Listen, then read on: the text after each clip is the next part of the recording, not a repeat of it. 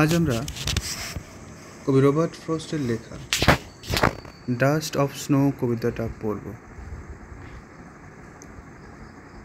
Dust off snow, snow অর্থ তুষার, যেগুলো শীতের দেশে পড়ে তুষারপাত হয়।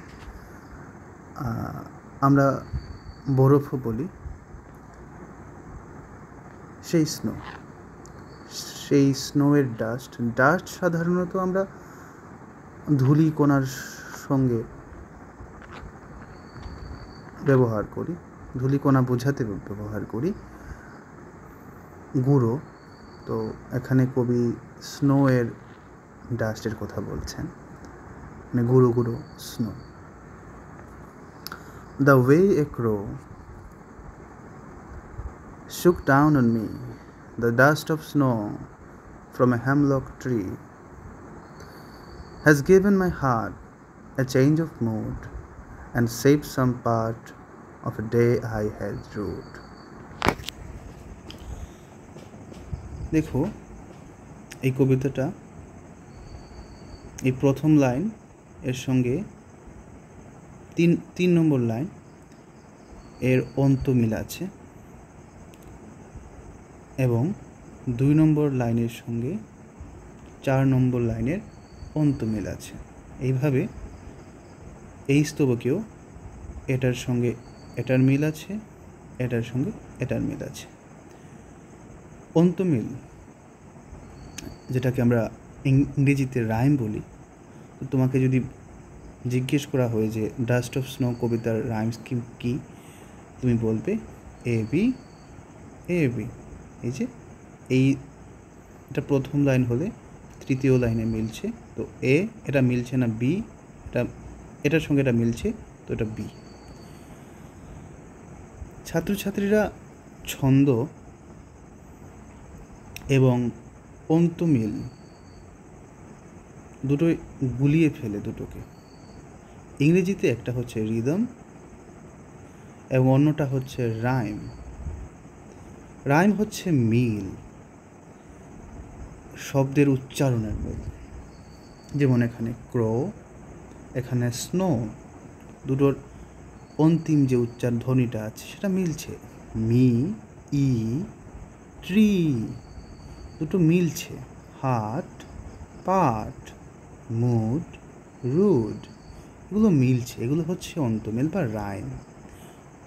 অন্যদিকে রিদম বা ছন্দ হচ্ছে যেটাকে আমরা গানে বলি তাল।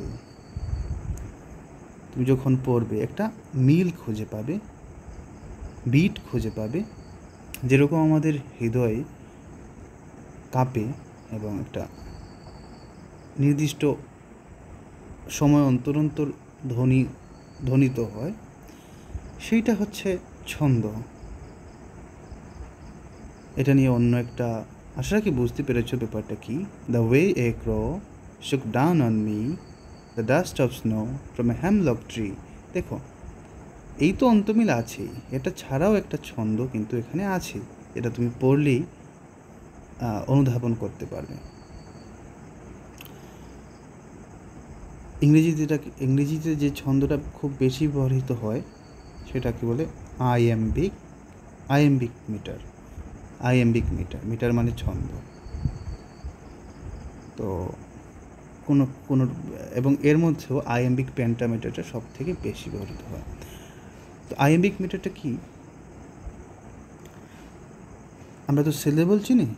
তো সিলেবলে তুমি একটা কবিতাকে ভাগ করবে। ছন্দের সব থেকে ছোট্ট যে এককটা সেটা হচ্ছে সিলেবল। তো আইএমবিক ছন্দে কি হয়, একটা সিলেবল বিনা কম স্ট্রেসে উচ্চারিত হয় এবং অন্যটাতে স্ট্রেস পড়ে, শ্বাসাঘাত পড়ে, যেটা বলতে পারো। দ্য ওয়ে এ ক্রো, তো দেখো একটা সিলেবলে কম পড়ছে, স্ট্রেস পড়ছে না, এটাতে পড়ছে না, এটাতে পড়ছে, এরকম। একটাতে স্ট্রেস নেই, একটাতে স্ট্রেস আছে। এই হচ্ছে আইএমবিক মিটার। এইভাবেই করে মিলিয়ে ছন্দ ছন্দটা সৃষ্টি করা হয়। তো যা হোক, এ হচ্ছে আমাদের ছন্দ। এবার আমরা কবিতায় ফিরি। দেখো কবি কি বলছেন, দ্য ওয়ে এ ক্রো, ক্রো মানে কাক, কাকের রং, আমার লেখা হচ্ছে রঙিন ঠিকই, কিন্তু কাকের রং কালো, এবং কাককে আমরা সবসময়ই অশুভ, মৃত্যু এসবের সঙ্গে রিলেট করে আসছি। অনেক কুসংস্কার আছে, গ্রাম বাংলায় তো আছেই। কাক যদি ডাকে তাহলে তাকে তাড়ানো হয়। বলা হয় কাক ডাকলে নাকি ঝগড়া হয়। তো যত রকমের খারাপ আছে সব কিছুর সঙ্গেই দেখা যায় কাককে রিলেট করা হয়, এবং বিশেষ করে মৃত্যুর সঙ্গে কাককে রিলেট করা হয়। বলা হয় যে কেউ মারা গেলে নাকি কাক হয়ে সে আসে, বা অন্যান্যভাবেও কাকের সঙ্গে মৃত্যুর একটা সম্পর্ক সৃষ্টি করা হয়েছে। তো কি বলছেন, যেভাবে একটা কাক shook down on me the dust of snow from a hemlock tree, কাকটা কি করলো, তার উপর, কবির উপর স্নো এর ডাস্ট ফেললো, নাড়া দিল পালক দিয়ে বা যেভাবেই হোক ফেললো কবির উপর। এবার কবি কোথায় আছেন? কবি আছেন একটা হেমলক গাছের নিচে। একটা হেমলক গাছের নিচে কবি আছেন। এখানে কবি কী করছেন? যাই করুন না কেন, কাক যেমন মৃত্যুর প্রতীক, হেমলকও কিন্তু তাই। এবং হেমলক সত্যিই একটা বিষাক্ত। কাক না হয় আদৌ কাকের মৃত্যুর সঙ্গে কোনো সম্পর্ক নেই, বরং কাক একটা ভালো ভালো পাখি। তো হেমলকও ভালো গাছ, প্রকৃতির কোনো কিছুই খারাপ না। কিন্তু এই হেমলক গাছ কিন্তু একটা বিষাক্ত গাছ। এই গাছের বিষ দিয়েই সক্রেটিসকে হত্যা করা হয়েছিল। তো এইভাবে এই গাছটাও, হেমলক গাছটাও মৃত্যুরই প্রতীক। কবি কি তাহলে মৃত্যুর কথা ভাবছেন? দেখো, কাক, হেমলক এগুলো সবই এখানে প্রতীক হিসেবে ব্যবহৃত হয়েছে। এই কবিতাটা একটা সিম্বলিক পয়েম। সব কিছু এখানে, এই যে কাক, হেমলক এগুলো হচ্ছে সিম্বল। কবি অশুভের সিম্বল তৈরি করছেন এগুলো দিয়ে। মৃত্যুর একটা গন্ধ এখানে আছে। তো এইটুকু আমরা পরে বুঝতে পারছি যে কবি খুব একটা সুখে নেই, মন তার ভারাক্রান্ত। হয়তো তিনি হেমলক গাছের নিচে গেছেন, এটা দিয়ে আমরা এটাই বোঝাতে চেয়েছেন যে তিনি মৃত্যুর কাছে গেছেন। হয়তো তিনি মরতে চান, কি জানি, হয়তো এটা দিয়ে তিনি তার সুইসাইডাল চিন্তা ভাবনা তুলে ধরছেন। যাই হোক, তিনি যে মৃত্যুর কাছাকাছি গেছেন, মন খারাপে আছেন, এটা নিশ্চিত। এমতো অবস্থায় সেই মন খারাপের, সেই দুর্ভাগ্যের, অশুভর প্রতীক কাক, সেই কিনা নাড়া দিয়ে কবির উপর ডাস্ট অফ স্নো ফেলছে। তো এই যে ডাস্ট অফ স্নো, বরফটাও বুঝি একটা প্রতীকই।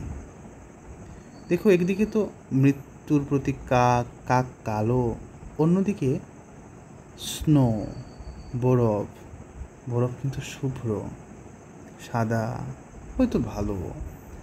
এই কাকই কোনো উপায়ে কবির কাছে এই স্নো এনে দিচ্ছে।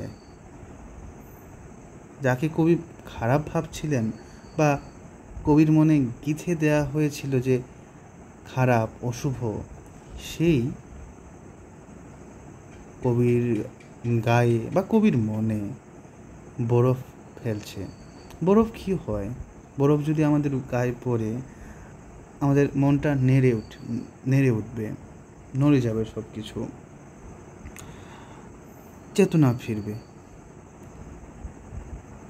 ঠিক সেইভাবে দেখো পরের স্তবকটা, has given my heart a change of mood and saved some part of a day I had ruled. এই বরফ পড়তেই কবির হার্টে একটা পরিবর্তন এসেছে, তার মোডটা পরিবর্তিত হয়েছে। এখানে দেখো হার্ট, এই হার্ট কথাটা আমরা যেভাবে ব্যবহার করি, হার্ট তো আদৌ কি? হার্ট হচ্ছে হৃৎপিণ্ড না, যেটা কিনা আমাদের বুকের মধ্যে থাকে তো, যেটা অনবরত কি রক্ত পাম্প করে আসছে। কিন্তু হার্টকে আমরা মনের পরিবর্তে ব্যবহার করি। হয়তো আগেকার মানুষ জানতো না যে মন মস্তিষ্কেই থাকে, হৃদয়ে না। হৃদয় ইঞ্জিন মাত্র, যে কিনা রক্ত সাপ্লাই করছে। অবশ্য মনের চেয়ে হৃদয় বেশি গুরুত্বপূর্ণ আমাদের বেঁচে থাকার জন্য। তো এটা আমরা বলতে পারি যে তিনি মনের পরিবর্তে হৃদয় ব্যবহার করছেন, বা আমরা হৃদয় এবং মনকে সমার্থক শব্দ হিসেবেও ধরে নিতে পারি। তো সেখানে একটা পরিবর্তন আসছে, পরিবর্তন অফ মুড, তার মুডটা পাল্টে যাচ্ছে। এবং মুড পাল্টানোর সঙ্গে সঙ্গে একটা দিন, a day I had ruled, তিনি এই যে দিনটা, যে দিনে তিনি হেমলক গাছের নিচে গিয়ে দাঁড়িয়েছিলেন, সেই দিনটা দুঃখ করে কাটালেন,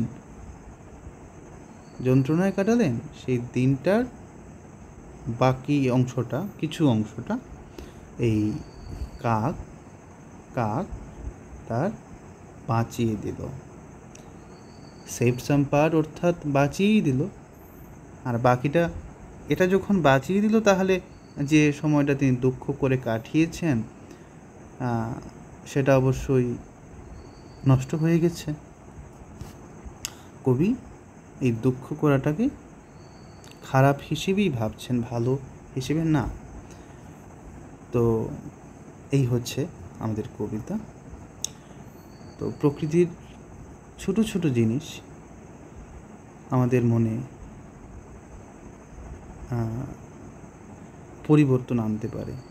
এমনকি যাকে আমরা হয়তো খারাপ ভাবছি, যাকে আমরা অশুভ ভাবছি, সে আসলে অশুভ নয়, সে ভালো হতে পারে। এইভাবেই কোনো কিছু চিরন্তন নয়, আমাদের মন খারাপও না। এবং মন যদি খুব বেশি খারাপ হয়ে যায়, তাহলে সেই মন ভালো হওয়ারও একটা অবকাশ থাকে। খারাপের মধ্যেই একটা ভালো কিছু চলে আসতে পারে, আমরা কিছুই জানি না। যদি আমরা এভাবে চিন্তা করি যে এই কাক, হেমলক ট্রি, এগুলোর জন্যেই কবির মনটা ভারাক্রান্ত, তাহলে আমরা দেখতে পারি যে এই যে যা কিছু তাকে অবসাদে ফেলছে, সেই কাক, সেই কিনা তার মনটা পরিবর্তন করছে। এই হেমলক গাছের নিচে দাঁড়িয়েই, এই দুঃখের মধ্যে থেকেই, এই দুঃখই তাকে একটা নতুন শুরু করার প্রেরণা দিচ্ছে, মুডের চেঞ্জ আনছে। তো যত খারাপই হোক, সেটা ভালো হয়ে যেতে পারে। এভাবেই আমাদের জীবন। তোমাদের কি এমন হয় না যে কখনো কিচ্ছু ভালো লাগছে না, কিন্তু হঠাৎ করে কোনো কারণ ছাড়াই ভালো লাগছিল না, আবার কোনো কারণ ছাড়াই কোনো একটা কিছু হলো, তোমার মনটা ভালো হয়ে গেল।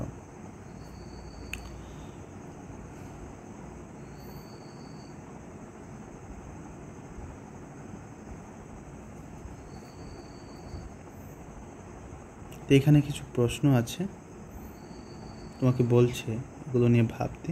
কিছু ভাবো, চেষ্টা করো কি কী প্রশ্ন করছে এগুলো একটু খাতায় লেখার চেষ্টা করো নিজে থেকে।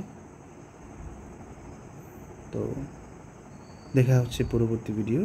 আজকের জন্য এ পর্যন্তই।